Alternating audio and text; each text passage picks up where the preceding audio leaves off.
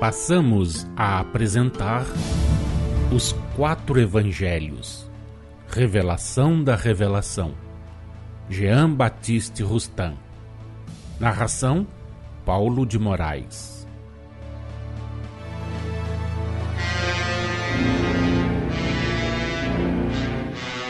A ressurreição de Jesus. O grande tremor de terra de que se fala consistiu num forte abalo produzido no ponto em que se achavam os guardas e as mulheres. A ignorância deles e delas a respeito dos efeitos fluídicos e o pavor de que foram presas os levaram a atribuir esse abalo a um terremoto. Tal manifestação, que pode e deve parecer pueril aos espíritos fortes, teve por fim encher de assombro os guardas do sepulcro e imprimir mais força ao que era um prodígio para eles, que viam tomadas de igual pavor as mulheres ali vindas em busca do corpo de Jesus, quando houvessem de dar testemunho dos fatos aos príncipes dos sacerdotes e depois no trato com os outros homens.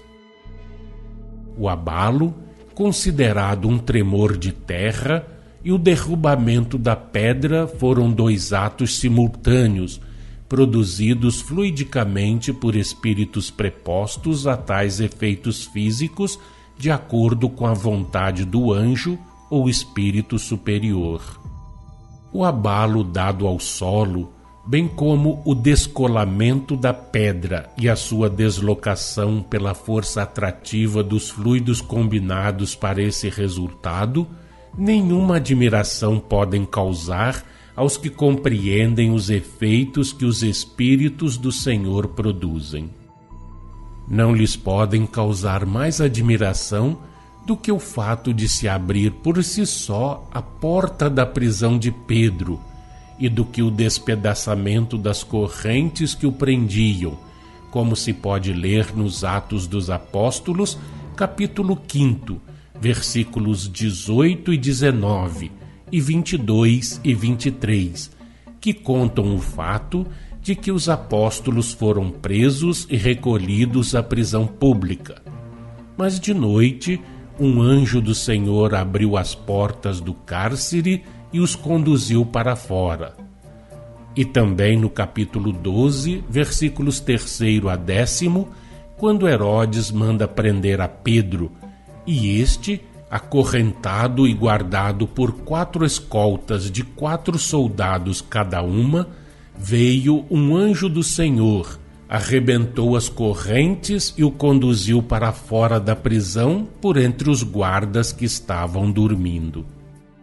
Quanto aos que negam a todo transe, o dia deles chegará e para eles também se fará a luz. Mas a esses ainda não fomos enviados. Sempre que haja no homem uma ideia preconcebida, não se deve procurar violentá-lo para que a abandone, e sim esperar, do seu livre-arbítrio, do tempo e da reencarnação, que com a expiação e a reparação é via e meio de progresso moral e intelectual, se lhe abram os olhos para a luz. Somos mandados aos obreiros de boa vontade. Arroteamos as terras áridas, por mais secas e duras que sejam, mas deixamos ao tempo o trabalho de pulverizar os rochedos, cuja dureza atual resistiria aos nossos esforços.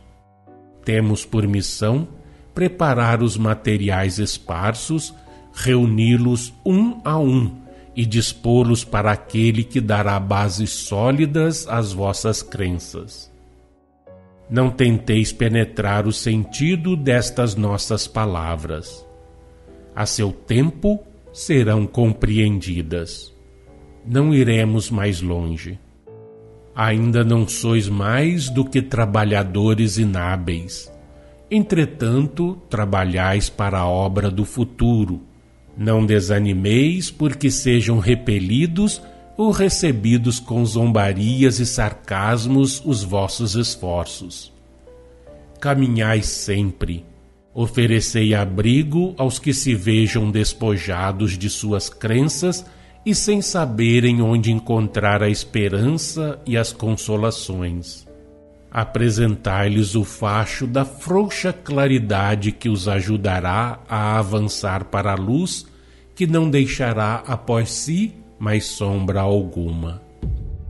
As aparições dos anjos ou espíritos a Maria Madalena e às outras mulheres, quando se deu o descolamento e o derribamento da pedra que vedava a entrada do sepulcro, e quando elas entraram neste, assim como a que só Maria Madalena viu, foram simples aparições visíveis e audíveis. Foram audíveis no sentido de que as mulheres desempenharam a função de médiuns videntes e audientes, a fim de escutarem o que pelos espíritos lhes fosse dito ou comunicado em cada uma daquelas aparições. As repetições e insistências empregadas pelos anjos no seu falar, antes que as mulheres tivessem entrado no sepulcro e depois que entraram, não devem ser de molde a vos surpreender. O terror que lhes causaram aqueles fenômenos tão repentinos e estranhos, o abalo do solo que tomaram por um grande tremor de terra, o descolamento e o derrubamento da pedra, as aparições sucessivas dos anjos, não as haviam lançado em grande consternação, numa perturbação profunda. Nessa situação cheia de emoções tão diversas para elas, que eram simples, ignorantes, ingênuas e amorosas, não se fazia mister tranquilizá-las, consolá-las e gravar-lhes na memória o que tinham de relatar aos discípulos. Logo depois de terem ouvido os dois anjos, não saíram do sepulcro tomadas de medo e ao mesmo tempo de grande contentamento. Depois não fugiram espavoridas, aterrorizadas, sem nada dizerem a ninguém, tal o pavor de que se achavam possuídas.